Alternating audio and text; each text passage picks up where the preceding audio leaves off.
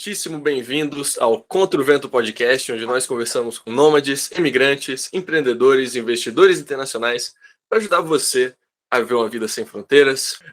Meu nome é Francisco Litvai, seu host dessa vez, falando de Bucaramanga, onde acabamos de ter um terremoto e eu dormi, não acordei pro terremoto, só fui descobrir depois nos grupos do WhatsApp, o pessoal falando tudo.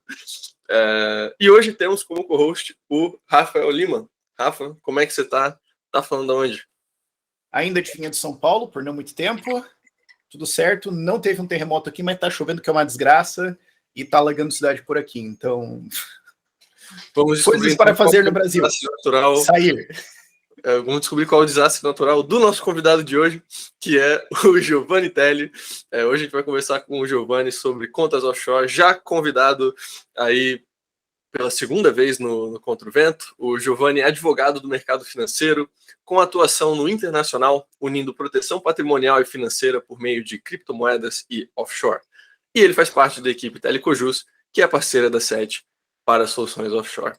Giovanni, como que você está, meu caro? Prazer ter você aqui de novo. Tá falando de onde? Fala, pessoal.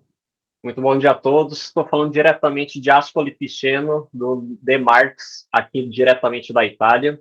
E na gravação de hoje eu iria estar fazendo das montanhas, mas também aconteceu um desastre natural por aqui. A ventania lá fora está tão grande que nem o tripé fica sustentado e está chovendo muito, então a gente está tendo que fazer de dentro do escritório mesmo. Perfeito, a equipe aqui com condições climáticas adversas. Não tá fácil para ninguém, né? O Giovanni, a última vez que a gente conversou contigo, você estava baseado em Dubai, agora você está pela Itália, está viajando, qual que é a história? Estou tirando a cidadania italiana. A gente vive o que a gente prega, né? Então, a gente sempre coloca aqui para as pessoas que é muito importante nos dias de hoje você está tendo uma segunda nacionalidade por vários motivos, né, que também vai te dar acesso a um passaporte, que é muito importante. Já que hoje em dia, no Brasil, o risco jurídico, né, só aumenta. Então, hoje em dia, você pode ter até a sua CNH e o seu passaporte confiscado se você dever imposto. É isso que o STF decidiu agora recentemente, e já existem decisões, então, postas em prática. Já existem juízes de primeira e segunda instância que estão usando essa medida coercitiva.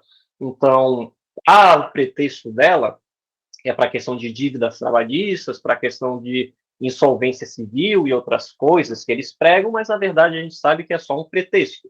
Já que se você deve algo como pensão alimentícia, existe até mesmo a prisão civil para devedor de pensão. Na verdade, né, o que eles estavam planejando por trás e é o que estão executando é em caso de imposto. Então, se você é um devedor de imposto, uma taxa, qualquer coisa, mesmo que não seja válido aquilo, não seja legal, mas que esteja sendo imputado para você com dívida ativa, eles podem estar realizando isso. Então, a gente tem recomendado a todo mundo, tá, dos nossos clientes dentro da Telecojus, que retirem uma segunda nacionalidade e um segundo passaporte, consequentemente.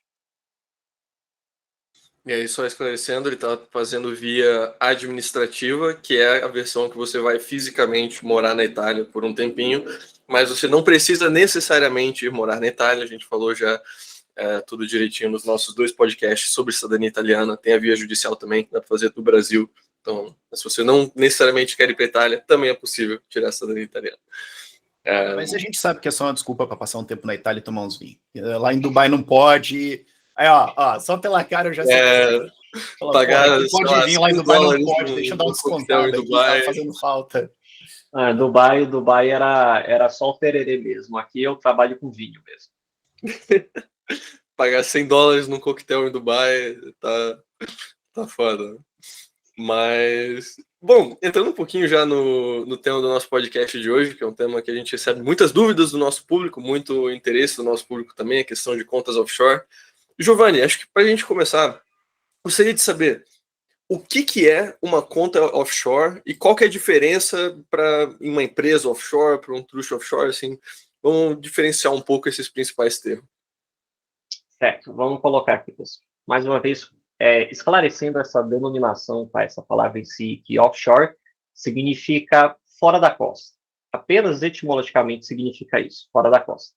Então, você ter uma empresa offshore significa você ter uma empresa fora do seu país de origem. Se você é brasileiro, se você mora no Brasil, uma empresa no Uruguai, uma empresa no Paraguai, nos Estados Unidos, já é necessariamente uma offshore. E uma conta bancária é a mesma coisa, que na verdade eleva até as possibilidades. Porque a sua empresa pode se situar num país e a conta bancária dela não necessariamente precisa ficar no mesmo país. Então, você pode ser brasileiro, morar no Brasil, ter uma empresa no Paraguai, uma conta bancária no Uruguai, por exemplo, e outra nos Estados Unidos. Né? A gente sabe que não existe uma limitação para a quantidade de contas bancárias que você pode abrir para uma empresa. Nem para sua pessoa física. Então, você pode, contanto que tenha dinheiro e seja aceito nos bancos, né, você consegue abrir quantas quiser. E outra coisa também, assim, não tem nada ilegal no offshore, né? Mas esse termo na cabeça de muita gente tá associado com... Porque sempre manchete, tinha dinheiro no offshore, tinha nos outros, que a galera fica...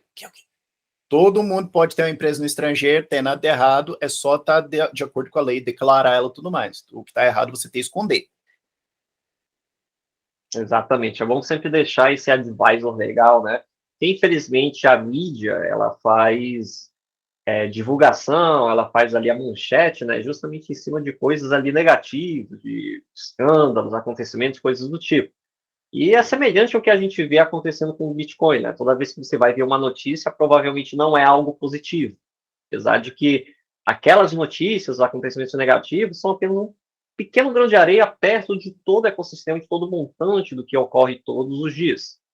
E em relação a offshores é a mesma coisa. É um tema um pouco mistificado ainda para brasileiros, mas para outras nacionalidades é muito mais comum, principalmente países dos quais as pessoas possuem uma alta insegurança jurídica ou até mesmo refugiados, né? Russos, ucranianos, povos do leste europeu como um todo, que possuem um histórico já de confisco de governo, de guerras e coisas do tipo, conhecem naturalmente a palavra offshore. A população reconhece a palavra. Esse é um ponto também que o Rafa mencionou, né? Questão de declaração para a empresa. O mesmo é válido para a conta bancária, mas não todo mundo, sabe? No Brasil, você precisa declarar todas as suas contas e todas as suas empresas no exterior. Mas tem um monte de países que você não precisa fazer isso, sabe? Tem muitos países que não tributam renda de fora que eles não estão nem aí para se você tem conta no exterior ou não. Então, mesmo essa questão de declaração para estar na legalidade, isso é uma situação Brasil. Sabe? Se você for migrar para o país certo, muitas vezes você não precisa nem declarar que você tem conta em outro lugar. Então, vamos dar exemplo para ficar prático, né, Francisco? Ele está mencionando, pessoal, porque cada país tem um sistema de tributação, tá? Os Estados Unidos, por exemplo, ele tributa o americano nato, onde quer que ele esteja no mundo.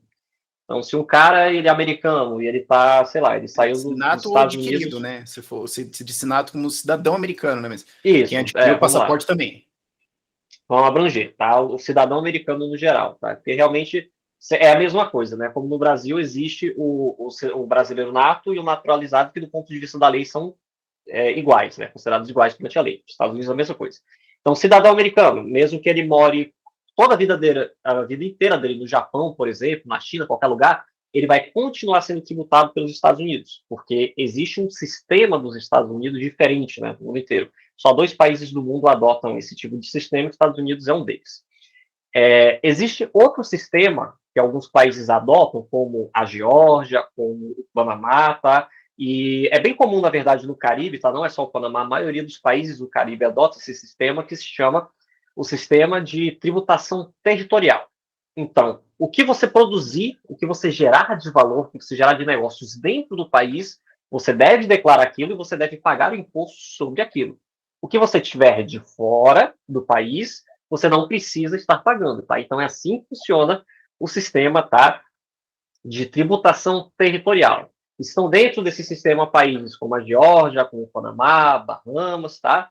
Dentre outros. Então, mais uma vez, se você é um empresário, se você é um homem de negócios, por exemplo, trabalha na internet, tem empresas em outro país e decide se mudar para o Panamá, como é o caso de vários clientes da gente, que têm optado a se mudar para aquele país, com muita segurança, tropical, belas praias, Você pode viver lá sem pagar um centavo sequer de imposto, desde que seu dinheiro venha todo de fontes externas, de fora do Panamá. Exato. Nem precisa ir tão longe, né? Paraguai, Bolívia e Uruguai também são territoriais. Então, só que eu acho que não tem vai ter países. muita gente querendo ir para Bolívia aí, né? Mas, Mas Paraguai, mas Paraguai, nesses países aí eles não vão cobrar que você declare suas contas, empresas, etc. Porque, tipo, ó, se a renda vem de fora, eu não vou tributar aqui, para que eu vou perguntar? Então, só me fala o que é relevante para os meus aspectos aqui e acabou. Então, você pode também ter mais privacidade nisso.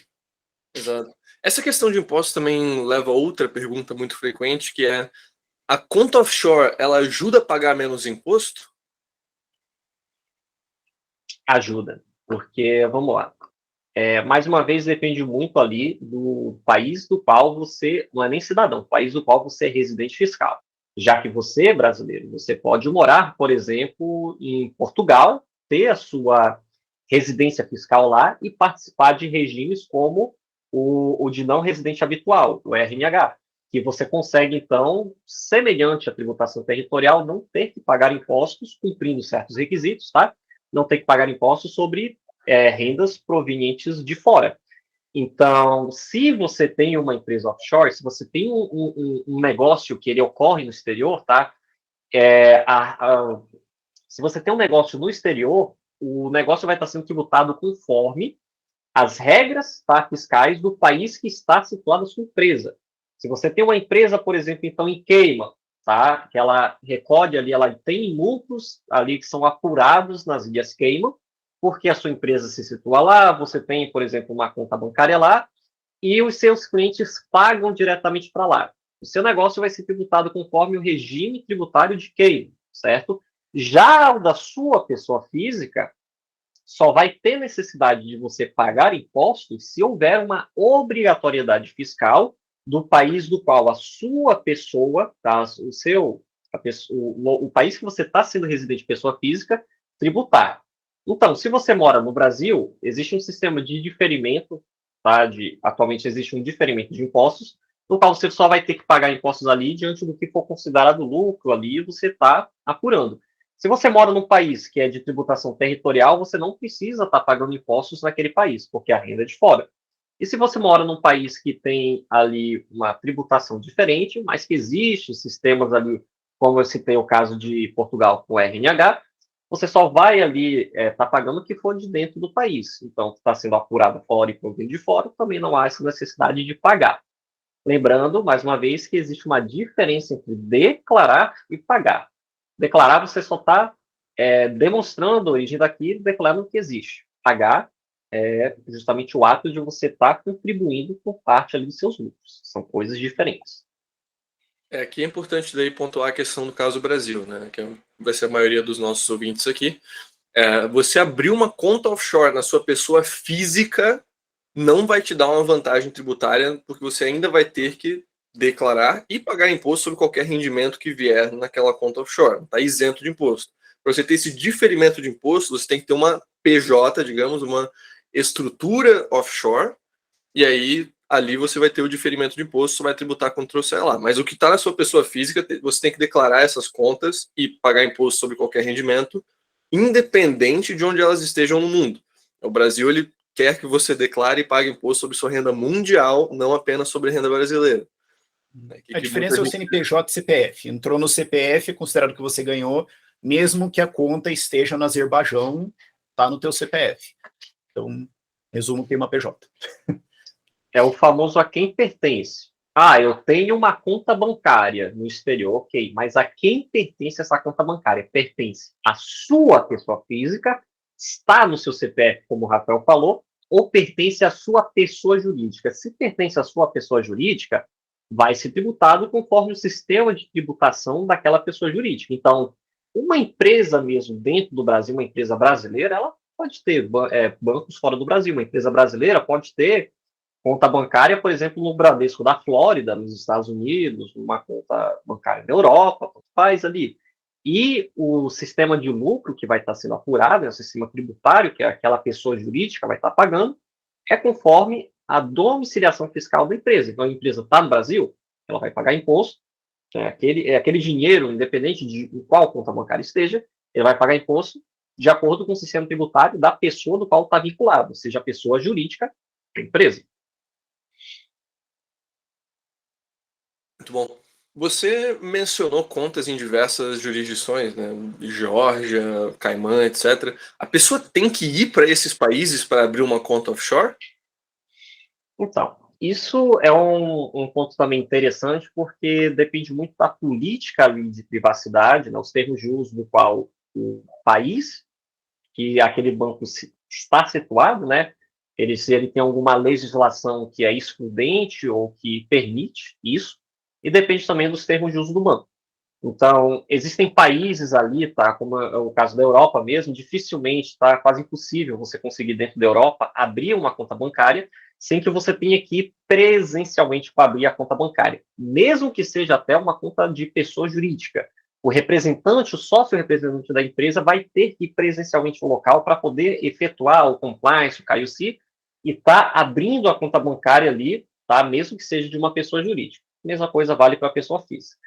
Já outros lugares, outras regiões do mundo, ali como no caso do Caribe, é possível que você faça abertura remota, porque a legislação daqueles países permite e os termos e condições de alguns bancos também permitem. Então, se você consegue unir, se você consegue aliar um país que tem essa permissibilidade de as contas bancárias daquele país puderem ser abertas à distância, e aquele banco aceitar isso, você pode fazer o que a gente chama de entrevista remota.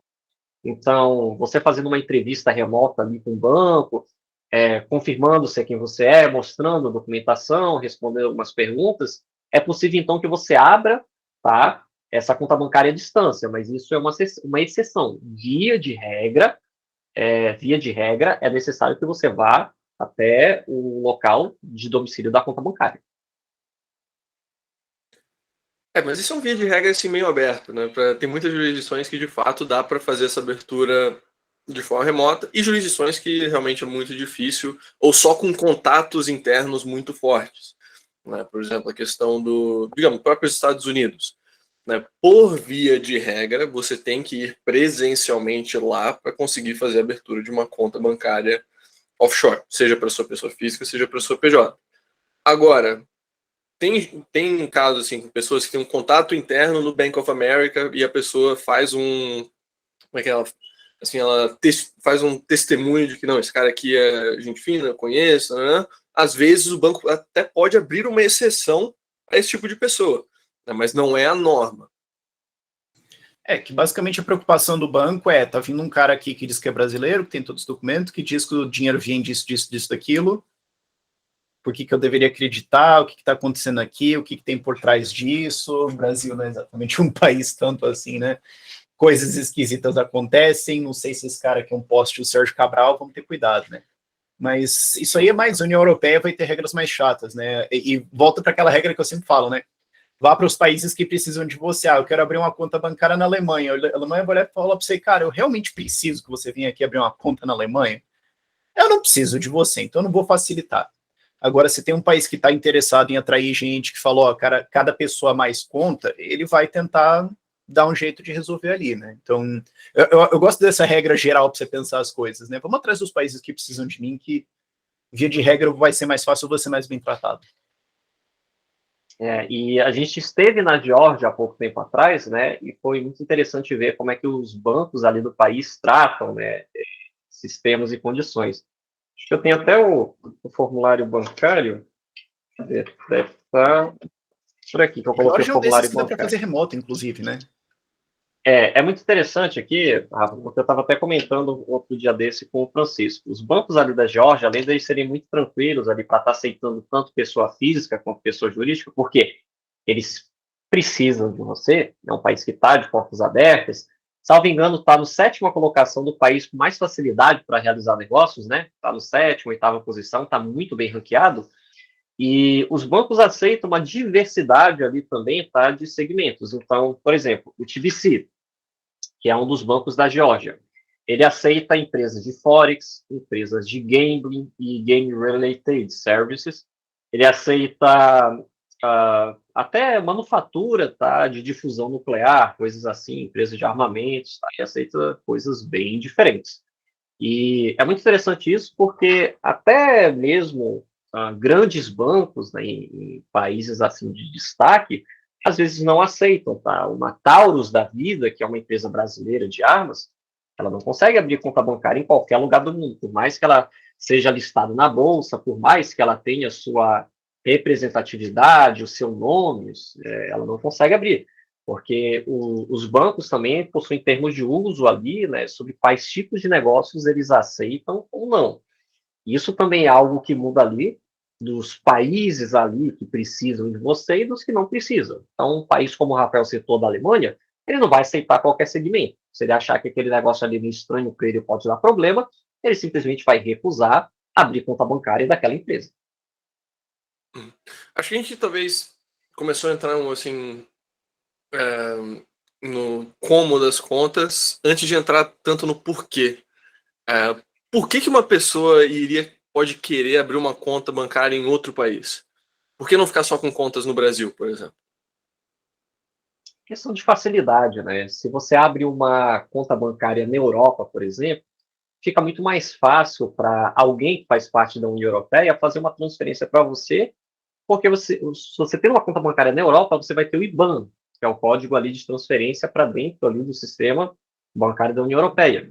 Então, se você tem uma conta bancária em Portugal, por exemplo, alguém da Itália, alguém da Espanha, alguém da Suíça, tá? Alguém de países aqui que fazem parte da Europa, podem simplesmente fazer uma transferência tranquila para você. Agora, se você tem uma conta bancária no Brasil, essa pessoa necessariamente vai ter que fazer um SWIFT para você, e se o seu banco tiver ali uma dificuldade de aceitar aquele câmbio, ou se você for ter que criar um outro tipo de conta bancária para aquilo, vai dificultar mais ainda. Via de regra, quando você abre uma conta pessoa física no Brasil, ela só tem aquela conta ali no câmbio real. Se você quiser que a sua conta bancária aceite dólar, aceite euro, outros câmbios, você vai ter que ver se é possível fazer isso no banco do qual você abriu conta, né? Não são todos que aceitam, e ver se é possível ali com o seu nível, né? Às vezes, se você tem uma conta bancária muito básica ali, o banco não vai te oferecer isso.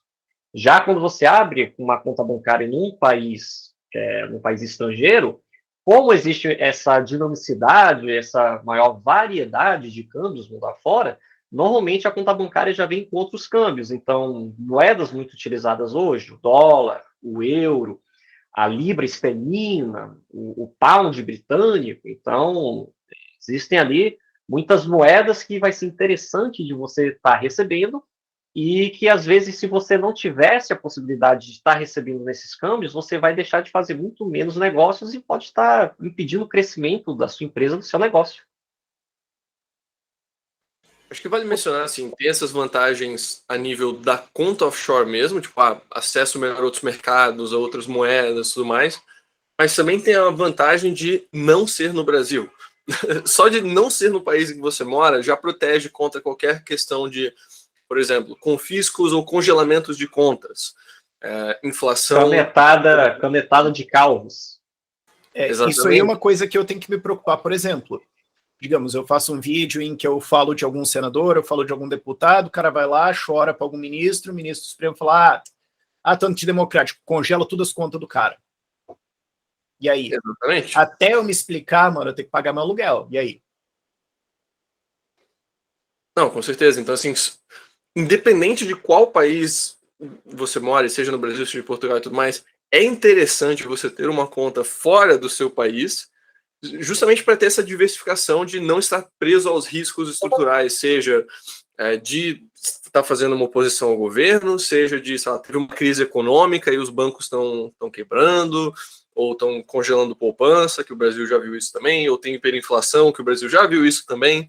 A gente já viu muitos riscos desses a nível Brasil, então o pessoal também sabe o que pode vir a acontecer.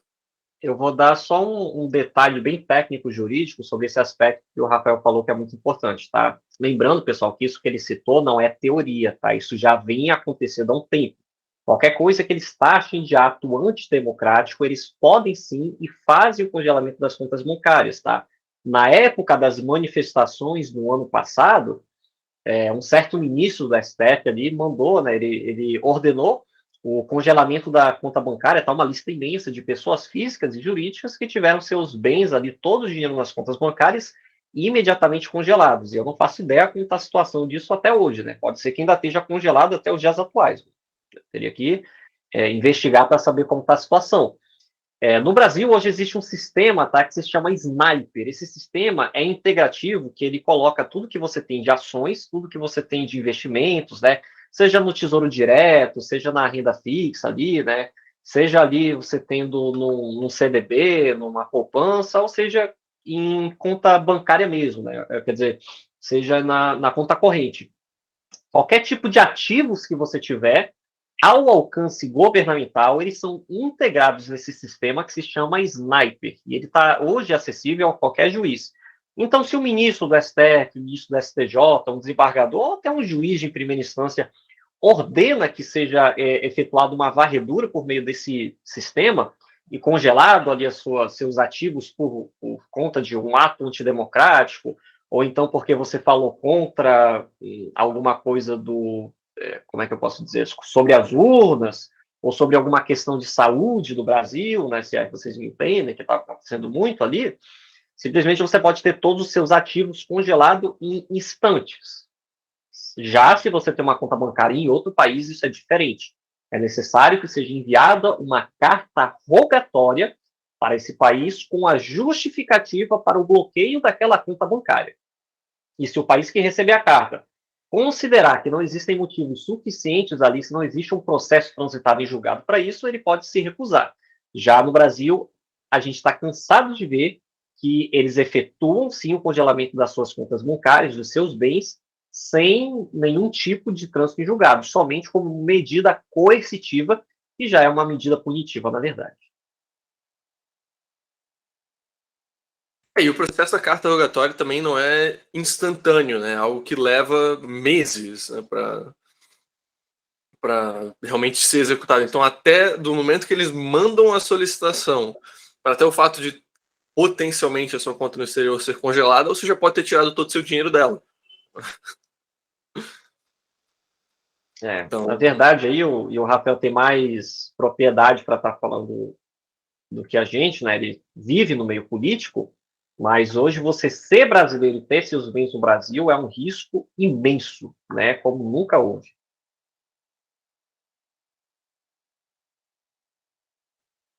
Eu não sei do lado do Rafa, assim, se ele tá vendo muita coisa assim acontecendo em termos de censura, em termos de congelamento. Então, isso aí, o que aconteceu agora foi que todo mundo escolheu ficar quieto, né? Então, agora você tem uma espiral de silêncio de jornais, de jornalistas, de influenciadores. Toda vez que você vai falar alguma coisa assim, você para e calcula. Pô, e aí? Eu não preciso fazer isso.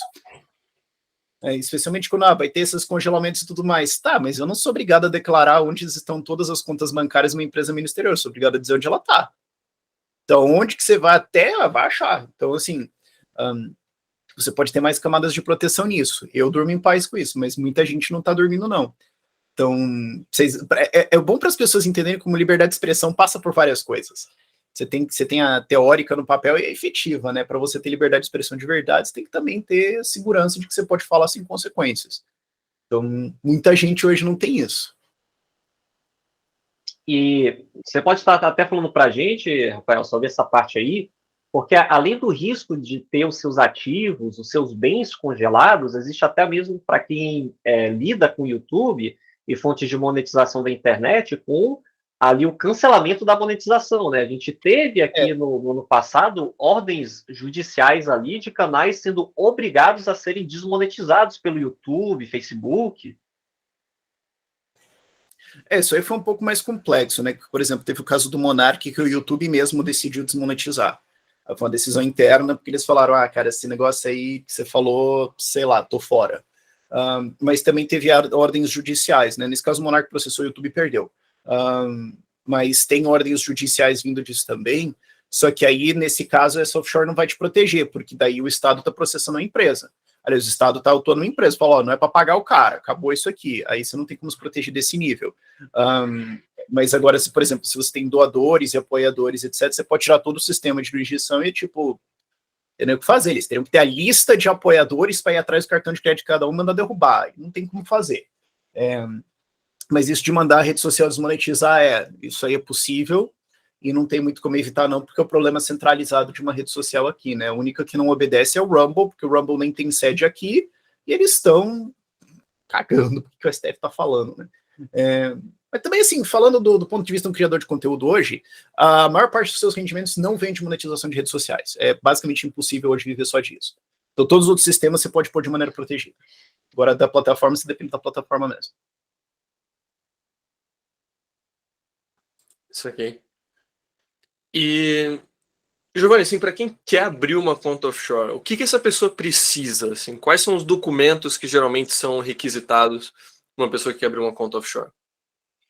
Se você está querendo abrir uma conta offshore na sua pessoa física, eles não vão pedir tantos documentos.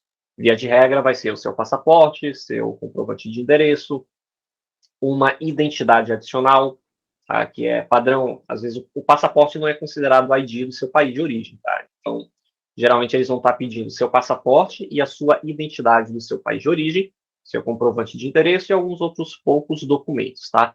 Já vi alguns bancos pedirem até currículo, já pedirem questão de certificação de diploma de curso superior, se houver da pessoa, tá? E algumas coisas parecidas. Quando é conta de pessoa jurídica, vai pedir o status social da empresa, né, que seria a carta do regime de incorporação da empresa, o passaporte de todos os sócios e diretores ali da empresa, site, tá, daquela empresa ali, se a empresa explora a atividade dela por meio da internet, de um website, o banco quer checar as atividades da empresa e alguns documentos desse tipo, tá? Às vezes varia uma documentação adicional ou opcional, né, de um banco para outro, mas via de regra são esses os documentos que solicitam-se. E aqui normalmente a gente está falando de uma questão geral, né? Então, assim, tem bancos que você consegue abrir para sua pessoa física basicamente só com um scan do passaporte, não precisa, às vezes, nem comprovar renda ou nem precisa de comprovante de endereço, só informar o endereço e pronto. E você também tem contas PJ que você vai precisar fornecer, assim, tá, de onde veio esse fundo específico do diretor tal, de onde veio, sabe? Alguns bancos vão ficar bem chatos na parte de origem de fundos, de KYC, e outros, passa o passaporte aí, vamos embora. Mas isso também tem a ver com o tamanho de fundos, né? Você tá querendo abrir offshore para botar 5, 10 mil dólares lá, talvez eles não perguntem. Aí, sei lá, você tá movimentando essa coisa, de repente cai um pixão lá de $500 mil, os caras podem ligar e falar, escuta, eu tenho uma pergunta ou 3 aqui, só para eu... Porque isso é uma parte importante você ter falado, Rafael, porque realmente os bancos se preocupam com isso, né? Existe até, deixa eu ver, já pegando aqui, né? Eles têm uma parte do formulário que já é meio que próprio sobre quanto você espera de recebimento da conta bancária, né? Então, se você acha que vai receber naquela conta bancária $50 mil ou menos, ali, se você acha que vai receber de 50 e $500 mil, qual é a estimativa de recebimento que você vai estar fazendo naquela conta bancária? Porque o que os bancos não gostam é de serem surpreendidos. Então, se você coloca ali para eles certinho toda a sua atividade, a origem do seu dinheiro, o seu fluxo mensal e coisas do tipo, você provavelmente não vai ter problemas.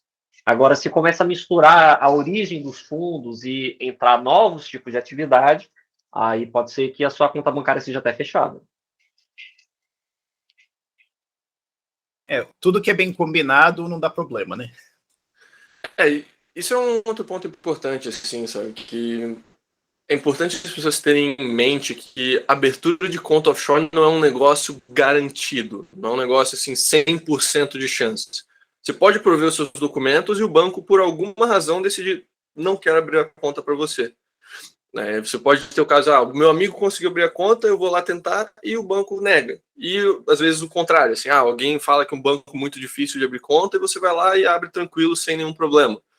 Existe muito essa questão assim, de discrição do banco escolher os seus clientes e às vezes eles levam em conta, sei lá, critérios de certa forma até arbitrários, né? Mas de forma geral, assim, tem coisas que você pode fazer para aumentar suas chances de abrir uma conta. Se você for presencialmente, mesmo que seja um banco que permita abertura remota, geralmente você vai presencialmente, isso ajuda. Você se apresenta de forma assim, profissional, formal, você tem um perfil público, sabe? Você tem um nome conhecido, não é um cara anônimo que PPE, Political Person Exposed. Se você é uma pessoa exposta publicamente no sentido de ser um embaixador ou um CEO de uma grande empresa, isso realmente é algo que geralmente os bancos não querem tanto. Mas assim, eu digo no sentido de você não ser um cara anônimo, que se a pessoa pesquisar o seu nome, ela não vai achar um LinkedIn, não vai achar uma conta em nenhuma rede social, sabe? Esse nível total de anonimidade, às vezes também os bancos são... o ideal é assim, um meio termo que as pessoas conseguem te achar, mas você também não é uma pessoa que, sabe, está muito publicamente exposta. Outro ponto também que a gente vê bastante, especialmente para a parte PJ, é você ter vínculos com o país ou aquela região. Seja você, como diretor, ter residência no país, seja você ter uma empresa no próprio país, seja você, sabe, ter investimento, fornecedores, clientes. Isso é o que a gente vê muito na Estônia, por exemplo. Sabe? Você consegue abrir contas fintech na Estônia sem precisar de nenhuma conexão com o país, mas se você quiser uma conta assim, num banco estoniano mesmo, você tem que provar alguma conexão com a Estônia, sabe? Não, eles não vão abrir para qualquer um só porque você quer abrir. Não, mostra que você tem clientes aqui, ou que você você tem fornecedores, ou você vai investir alguma coisa na Estônia, aí a gente abre tranquilo. Mas sem esse vínculo, a gente não abre. Isso a gente vê bastante em vários países europeus. Assim. No caso, tem que lembrar, né, até, Francisco, que a legislação para fintechs é diferente de legislação para bancos. Então, realmente existe uma diferenciação quanto a isso. Obviamente, existem coisas semelhantes entre ambos, que necessitam fazer o KYC, o compliance, precisam seguir ali um tipo de conduta, mas ainda assim a legislação é diferente para instituições financeiras e fintechs, separados.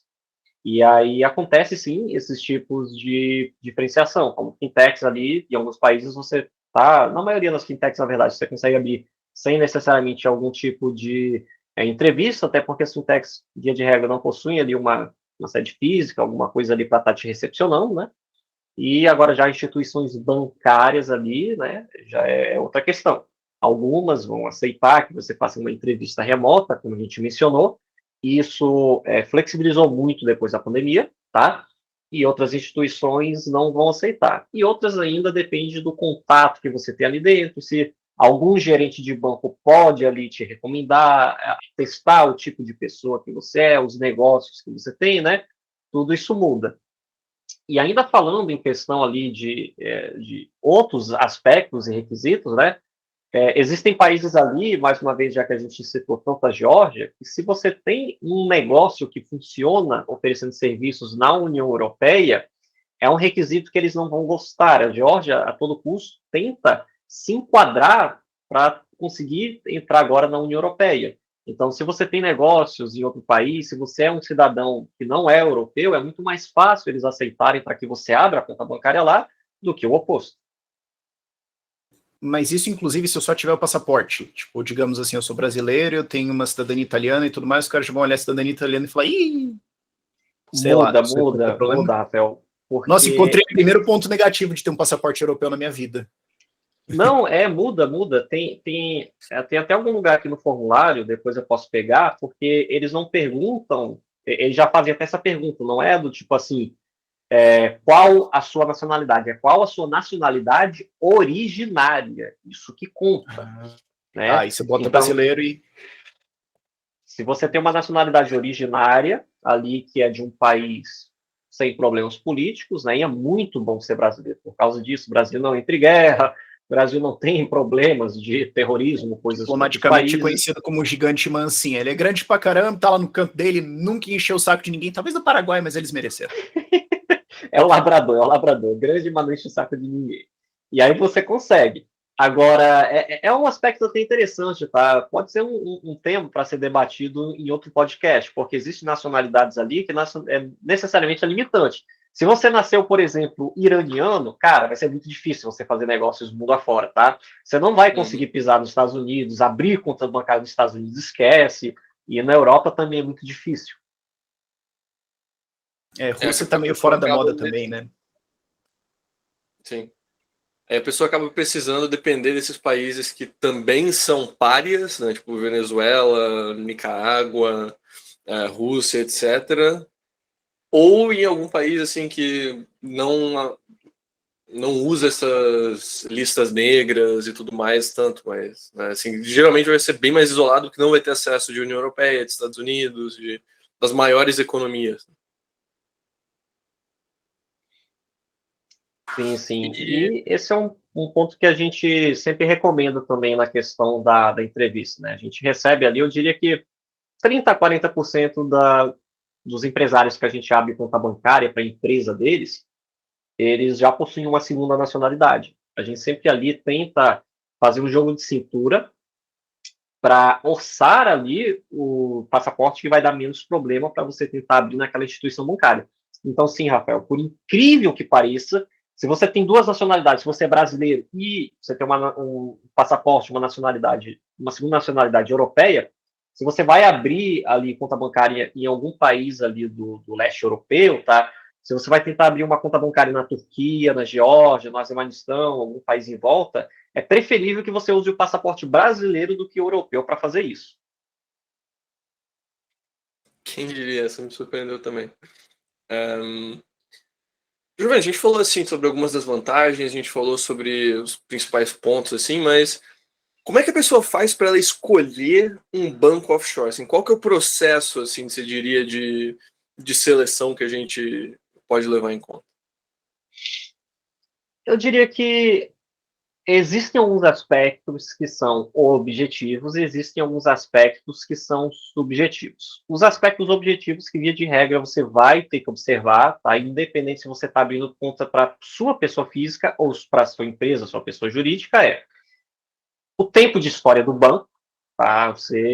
É extremamente recomendável que você procure bancos que já possuem história, já possuem algumas décadas de funcionamento. Bancos que não se envolveram em nenhum tipo de esquema, nenhum tipo de escândalo, por exemplo, né? Você não vai procurar alguma instituição que já tenha um histórico negro. Você vai estar procurando instituições que tenham boas relações bancárias com outros bancos, né? Então, exemplo, o Commerzbank da Alemanha é um banco que possui relações com praticamente o mundo inteiro, ele possui cobertura global. Ele não só é um banco muito utilizado, como é um banco ali que tem relações, ele é intermediador bancário de várias outras instituições que até não fazem parte do SWIFT. Então, existem alguns países ali da África que não fazem parte do SWIFT bancário. Para você mandar dinheiro para lá, se aquele banco não tem um intermediador bancário ali que possa estar recebendo para estar enviando para ele por outra via, outro método, então você não vai conseguir estar enviando diretamente para aquela região. Então, uma instituição bancária que possua tempo, tá, de existência ali, de preferencialmente pelo menos 20 anos de existência, tá? Uma instituição bancária que tenha um histórico limpo, transparente e ético, e uma instituição bancária, então, que tenha boas relações com outras instituições bancárias, né, e países mesmo. Se você está abrindo, contém um banco que ele tem filial em vários locais do mundo, é muito interessante. Se você está abrindo num JP Morgan da vida, que tem várias filiais espalhadas pelo mundo, isso vai ser muito interessante você estar realizando. E aí passam também a parte dos requisitos subjetivos, que é o seu negócio. Ele precisa de uma conta multimoeda, ou seja, você precisa estar recebendo em euro, precisa estar recebendo em libra, você precisa estar recebendo em dólar, em euro, em lares georgianos, em rublos russos, em várias moedas.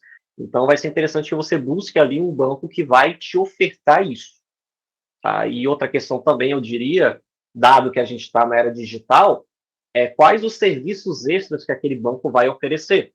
Se você tem ali um aplicativo bancário que tem integração com a Apple, se você tem um banco ali que vai te propiciar um cartão ali que vai ter opção de cashback, opção de transformar ali para mídias, e principalmente também a bandeira do cartão, isso é muito interessante, tá? Se você abre uma conta bancária hoje que vão te oferecer um cartão Elo, dificilmente você vai conseguir estar satisfeito ali, tá?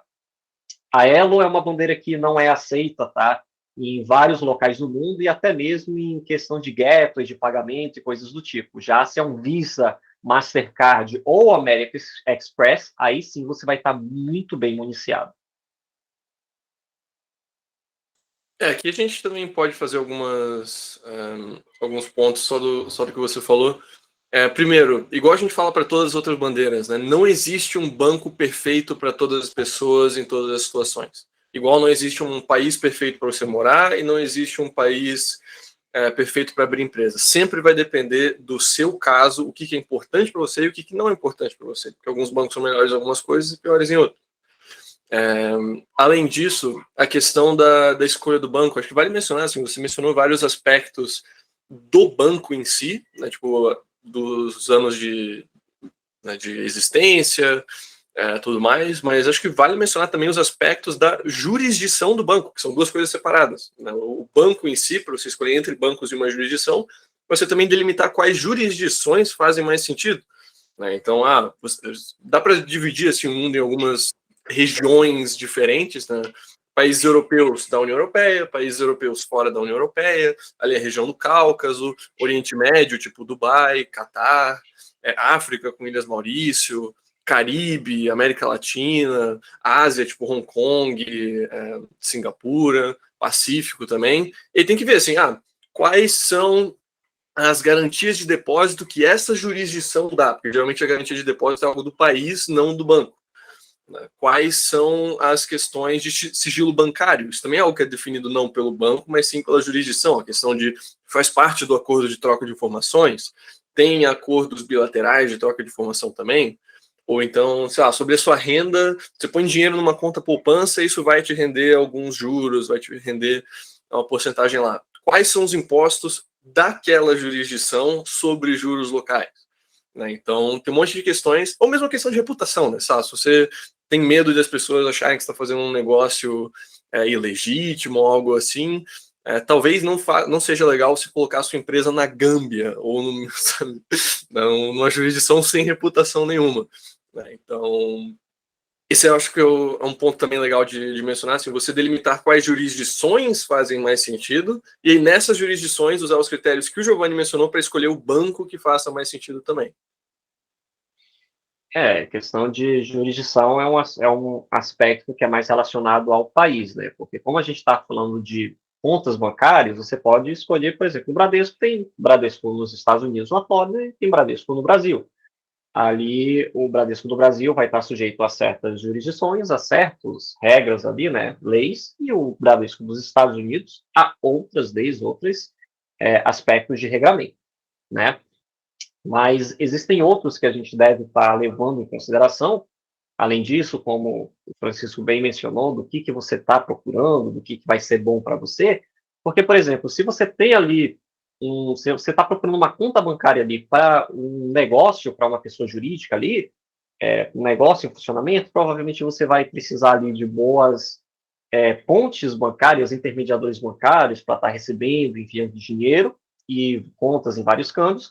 Agora, se você procura uma conta bancária ali da sua pessoa física ou de uma pessoa jurídica, de um trustee, por exemplo, ou uma fundação ali familiar para estar investindo, aí pode ser uma boa opção que esse banco ele tenha ali opções de investimentos, né? Se através daquele banco ali você consegue acessar uma renda fixa, se você consegue acessar talvez ali até ETFs, né, coisas ali mais da parte ali do mercado financeiro, né, instrumentos do mercado financeiro. Se aquele banco oferece boas opções, vai ser mais adequado para esse seu tipo de objetivo.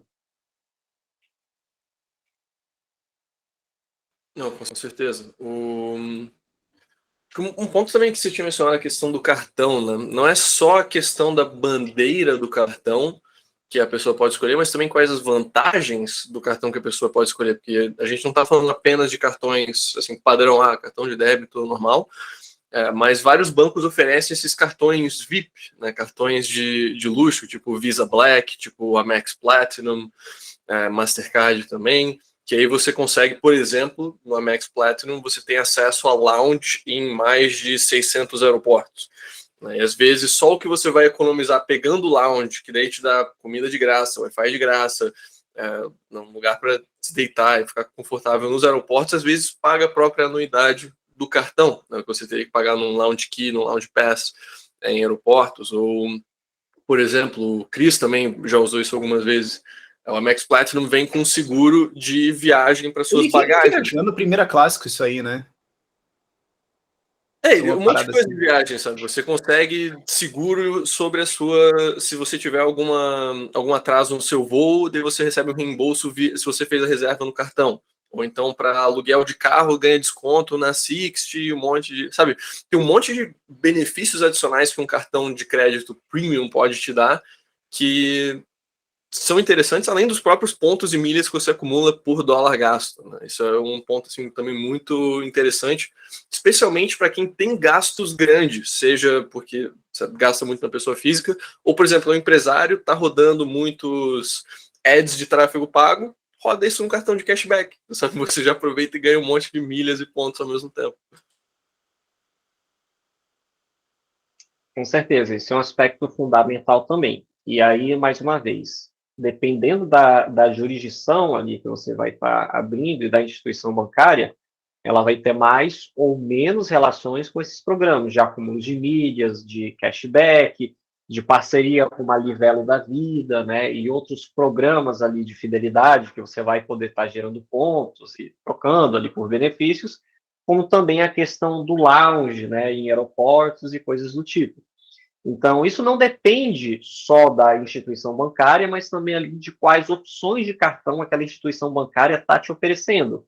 Desde o nível do cartão, seria um cartão standard, seria um cartão black, ou também ali do tipo do cartão que ele vai estar te oferecendo. Que a gente sabe que, dependendo da bandeira, muda muito também a questão dos programas, né, dos pontos. Um American Express, geralmente, é um cartão que vai estar te oferecendo muito mais benefícios internacionais do que um Elo da vida, ou do que, às vezes, até um Visa. Uhum. Nessa questão de cartão também é importante mencionar, né? Muitos desses bancos, eles não vão te dar um cartão black, um cartão foda assim do nada. Não é só, sei lá, botar $50 na conta e esperar que você vai ter um cartão foda, né? Geralmente você tem que fazer um dos dois, ou os dois. Você usar um cartão secured por um tempo, né? Um cartão assim que ele é limitado por um ano, ou por 2 anos, ou por 6 meses, enfim, para você criar um histórico de crédito para depois eles te darem um cartão massa. Ou uma outra alternativa que a gente vê em cada vez mais bancos, inclusive nos bancos do Panamá, que a gente faz abertura também, é você botar um depósito fixo a prazo no banco, tipo, coloca um depósito aí de, sei lá, $30 mil de um ano, e aí você vai ter o equivalente aí em limite do seu cartão. E aí a gente emite para você. Então, isso a gente também vê na própria Geórgia, que eles fazem emissão de cartões premium, e aí você precisa ter um valor mínimo depositado, trancado na conta, e beleza, pode pegar o cartão foda diretamente, não precisa esperar. E um outro aspecto importante também, Francisco, que eu acho que é bom a gente estar mencionando, que a gente não falou até então, são as taxas bancárias, né? Então, a exemplo disso, os bancos ali no Caribe, né, apesar deles oferecerem excelentes ali opções de cartão, excelentes programas de investimento e possuírem boas relações bancárias entre si e até com outros países e regiões, né, como no caso do Banco dos Panamenhos com os Estados Unidos, mas em compensação as taxas bancárias deles geralmente são muito altas, né? Então, para você fazer uma simples transferência ali, você geralmente vai estar gastando um pouco mais de $50, né? Existem alguns bancos em algumas regiões do Caribe que cobram até $100 por uma simples transferência. Então, varia muito ali realmente da sua necessidade e do que você está precisando ali, seja para sua pessoa física ou jurídica. Com base nisso, você faz um estudo ali de realmente do que você vai precisar ou do que você não vai precisar, e aí você vê se determinado banco compensa ou não o seu objetivo final. Isso é importante, né? Às vezes o pessoal fala, tipo, pô, por que raios eu ia querer abrir uma conta no banco que vai me cobrar $50 de taxa sempre que eu fizer um depósito? Porque existem diferentes propósitos para uma conta. Você pode ter uma conta, digamos, corrente para transações corriqueiras, e para isso uma fintech geralmente costuma ser a melhor opção, porque as taxas são menores, né, para você simplesmente receber pagamento, sabe, da Stripe, do PayPal, e depois você fazer, sabe, pagamento de fornecedores rapidinho. E tem a conta de proteção patrimonial, em que você vai tacar, sei lá, $50 mil lá e deixar quieto, e aqui são nossas reservas. Então, o private banking, que às vezes você vai botar o dinheiro, uma quantia mais elevada, na mão de um gestor, que aí ele vai fazer a questão de recomendações de investimentos e de sugestão de carteira, tudo mais para você, sabe? É um propósito completamente diferente da pessoa que está fazendo pagamentos recorrentes, sei lá, de Google Ads ou alguma coisa assim, né? Então, tem contas diferentes para propósitos diferentes. Essas taxas são bem menos atrativas se a pessoa está fazendo transações corriqueiras de baixo volume. Agora, se a pessoa quer uma conta bancária para botar o dinheiro lá, deixar quieto, basicamente, ainda pode fazer bastante sentido. Se ela vai fazer um grande depósito, por exemplo, eu vou colocar, sei lá, $50 mil ali uma vez no ano e vou fazer investimento com aquilo lá. Então, se for $100 ou $20 a transferência, não vai importar muito, porque a quantidade de vezes que ele vai fazer transação é muito pequena, né? Então, é tudo ali dependendo das necessidades ali daquele negócio ou daquela pessoa. Cara, uma outra coisa que tinha que mencionar, assim, da minha experiência também, que é algo que faz uma diferença grande, é a questão da TI do banco. Cara, tem muito banco caribenho que tem site que parece que foi feito em 95, cara. Sabe, a user experience de forma geral é horrível, e você só pode botar... Você já usa o negócio pensando, cara, se isso aqui der pau, eu tô ferrado, né? 8 bits, pixelado o site. Cara, você só pode botar uma senha, sei lá, de 4 caracteres numéricos. Filho da puta, qualquer pessoa consegue descobrir essa senha aí, sei lá, em meia hora de tentativa, sabe? Isso é um negócio muito importante também. E algo que é legal ver o crescimento, assim, por conta das fintechs, da parte de TI dos próprios bancos mais tradicionais mesmo, sabe? A gente vê agora, por exemplo, o Nubank está chegando aqui na Colômbia, e você olha agora o site também do Bancolombia, site, sabe, foda, aplicativo bonito, coisa assim, simples de usar, fácil de achar, o suporte ao cliente. Essas são coisas importantes também, sabe? Não apenas o que você vai pagar de taxa, mas, se eu tiver algum problema, eles têm um canal 24/7 que eu consigo mandar uma mensagem de chat lá e eles vão me responder na hora, ou eu tenho que mandar um e-mail, um ticket de suporte ao cliente que vai demorar, sabe, 3 dias para me darem uma resposta. Toda essa parte de TI, tanto de segurança quanto de usabilidade, é um outro fator também, assim, bem importante para levar em conta. Até porque, por exemplo, se alguém te transfere um dinheiro, por exemplo, que a sua empresa está precisando para pagar fornecedor, para pagar custo, distribuir lucros, alguma coisa, e esse dinheiro acabou não chegando ali por alguma razão, algum motivo, do tipo, ficou preso no banco intermediário porque erraram um dígito, erraram uma letra, alguma coisa, e se você não tem um suporte de TI adequado ali para estar respondendo, te ajudando, pode ser que você demore semanas ou até meses para estar resolvendo uma situação que em outro banco com muito mais suporte e disponibilidade você resolveria em horas. Com certeza. Isso pode fazer uma diferença entre você não ter fluxo de caixa e você ter fluxo de caixa para sua empresa. Outra coisa também, Francisco, que você falou quando disse, né, sobre a questão do Nubank, se for uma conta, né, para um negócio, e um negócio que você utilize como, por exemplo, uma empresa que necessite ali de um gateway de pagamento, se você necessita de um gateway ali para fazer conexão, você provavelmente vai precisar da API bancária. E existem alguns bancos que, por mais que sejam grandes, tradicionais e robustos, possuam muito nome, eles não vão te fornecer uma API bancária. Sem uma API bancária, você não consegue fazer uma conectividade num site, uma conectividade num gateway de pagamento, tá? Então, mais uma vez, não é porque um banco é grande, porque um banco tem muito nome, que ele vai servir ali para o teu negócio, ali para o teu objetivo.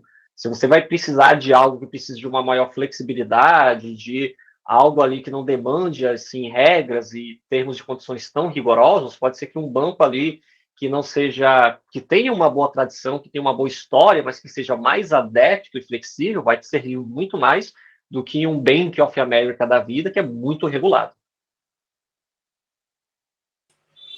Com certeza. E a gente vê também nessas jurisdições, né, a questão de, sabe, Bank of America ou bancos europeus, novamente, assim, uma questão de regiões do mundo têm suas particularidades, né? Bancos, sei lá, Bank of America, tem alguns dos melhores cartões do mundo. Agora, se você vai ver, por exemplo, na parte de juros, né, conta poupança, contas assim mais básicas, os juros são tipo 0,001% ao ano. Eu lembro de também, quando eu abri conta na Áustria, 0,013% de juros ao ano na conta poupança. Caraca, incrível.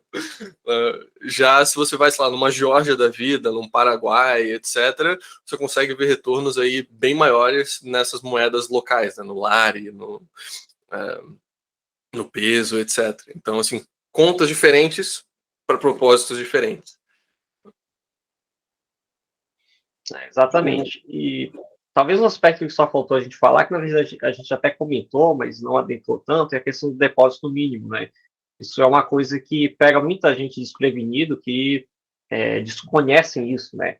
Se você está abrindo uma conta para uma pessoa física, geralmente ali o banco não necessariamente vai estar te pedindo ali um depósito mínimo, alguma coisa, além do que uns 100, 500 dólares ali para estar simplesmente depositando e a conta entrar em funcionamento. Agora, se é um banco para pessoa jurídica, as regras vão ser outras. E na região do Caribe, por exemplo, dificilmente você vai conseguir abrir uma conta bancária para pessoa jurídica sem um depósito mínimo ali de pelo menos 10 mil dólares. Essa é a realidade dos bancos caribenhos. Porque, em compensação deles terem uma grande margem de acesso, eles terem ali um alto grau de privacidade, um alto grau de flexibilidade, eles vão ali compensar com as taxas bancárias deles, né? A questão do funcionamento. Tudo é questão de um equilíbrio, né? Como é que chama a teoria dos jogos? Então, é uma região ali que tem, a maioria, os países possuem uma tributação territorial, possuem um alto grau de sigilo, de privacidade. Em compensação, os bancos ali, eles vão te exigir taxas de transferência muito alta e vão ali pedir para a sua empresa um depósito mínimo ali de cerca ali de pelo menos 10 mil dólares para você fazer a conta entrar em funcionamento. Tá? Isso é um requisito muito importante. Não tem almoço grátis, né? Se os caras têm todo o custo de operação e tudo mais. Ah, não, eu quero abrir uma conta aí, vocês vão ter todo o custo de operação e tudo mais, mas eu não vou fazer depósito nenhum. Ué, mas... Não, a gente vai ter que manter esse negócio, tem que botar um dinheiro aqui que vai valer a pena pra gente fazer isso. Até aí tudo bem. Não adianta comprar poste e não conseguir emplacar, né? É só que o pessoal acho que acostumou com a ideia de, tipo, fintech aqui no Brasil, que você abre umas contas em um dos 300 mil bancos que existe, aí você abre, tem saldo zero lá e foda-se, você deixa lá. Não. Não é bem assim. Isso é motivo que essas empresas não dão dinheiro também. Varia tanto da jurisdição quanto do banco, porque se você vai em Liechtenstein, sabe, ali a gente está falando de depósitos mínimos de 500 mil francos, sabe, para muitos bancos. Não, se você quer abrir uma conta em Liechtenstein, o pessoal fala, nossa, paraíso libertário e tal, mas, cara, é só para quem tem bastante grana. Tu não vai chegar e abrir uma conta em Liechtenstein e pronto, sabe? Os libertários ricos que eles querem, não você. Exatamente. Já, sei lá, sabe, você tá certo não quer dizer que pode ser assim, né? Calma. Mas também tem contas offshore fortes que você consegue abrir com um depósito mínimo baixo, tá, gente? Não é algo que você necessariamente precisa de 10 mil dólares. Tem contas offshore que você consegue abrir, às vezes, com um depósito mínimo de 50 dólares, de 500 dólares, sabe? Isso também existe. A gente está falando mais em questão de médias e diferentes situações para regiões, mas a gente tem as opções que também são com depósito mínimo baixo e as opções que têm depósito mínimo lá na estratosfera. Ô, Rafael, tu falou um ponto que eu acho que é importante deixar claro aqui para o pessoal que está assistindo, né, até para um possível corte, que é o seguinte: eu acho que muita gente hoje no Brasil tem esse grau de desconhecimento e confunde, às vezes, banco com fintech. Aproveitando para a realidade do público brasileiro, que é a maioria dos que nos assistem, talvez seja interessante tu dar uma diferenciação sobre exemplos de bancos no Brasil e exemplos de fintechs, porque como a legislação é diferente, também os requisitos e o que essas instituições oferecem são completamente diferentes também. Então, isso aí é um exploit que tem na legislação brasileira, que é de instituição de pagamento, empresa de administração de pagamentos, e financeira, que é o termo legal. Né? Então, por exemplo, no ambiente de fintechs, né, que eu saiba, eu posso estar desatualizado nisso, mas a única financeira é a Nubank. O resto é sistema de pagamento. Então, assim, mas tem uma conta bancária lá e tudo mais. Não, calma. A tua interface como usuário pode dar a sensação de uma conta bancária. E tá, você pode ter um depósito lá e tudo mais, mas legalmente falando, isso é uma empresa que ela administra pagamentos. Então ela pode mandar e receber dinheiro e fazer algumas coisas simples. Mas ela não pode fazer várias coisas, como, por exemplo, dar saldo, dar, né, limite, ela não pode intermediar investimentos, ela não pode fazer uma porrada de coisa. Eu acho que para Swift não consegue fazer também. Tem várias coisas que você tem que ser financeira, que daí é banco. É só que os dois colocam o nome de banco, porque assim, para 99% dos usuários, não faz a menor diferença.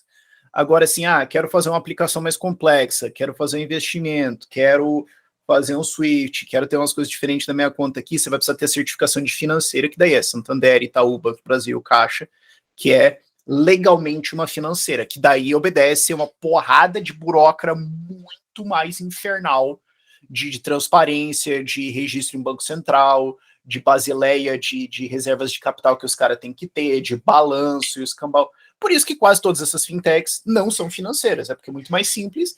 E para atender a pessoa que está na periferia, que só precisa ter um cartão para pagar os trem dela, resolve é muito mais fácil, né? Existe essa diferença que é importante entender, que no caso a gente sempre está falando de financeiro. É só que a galera acostumou nessa interação com a fintech, que é uma de pagamento, e acha que, pô, é super simples. É super simples porque tá num buraco legal lá. Aqui a gente tá falando de um nível de complexidade diferente. Então, por isso que eu tava falando, tipo, não acho que você vai abrir uma conta bancária numa financeira na Tailândia e zero custo, zero coisinha assim, você só vai tirar uma selfie e mandar. Não. Calma.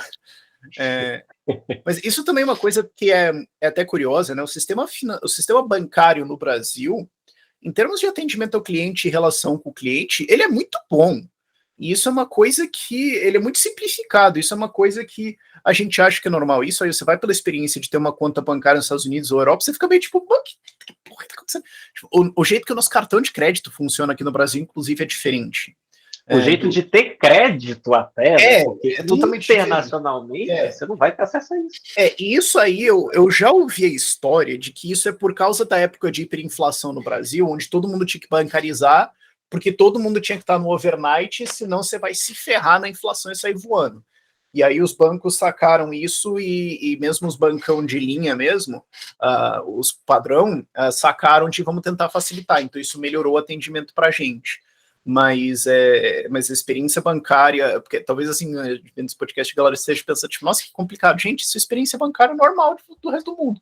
É só que aqui no Brasil, por algum motivo que eu não sei 100% explicar, bancos são um pouco mais simples com a gente na nossa vida. Você consegue abrir uma conta universitária, essas coisas assim, mais facilmente.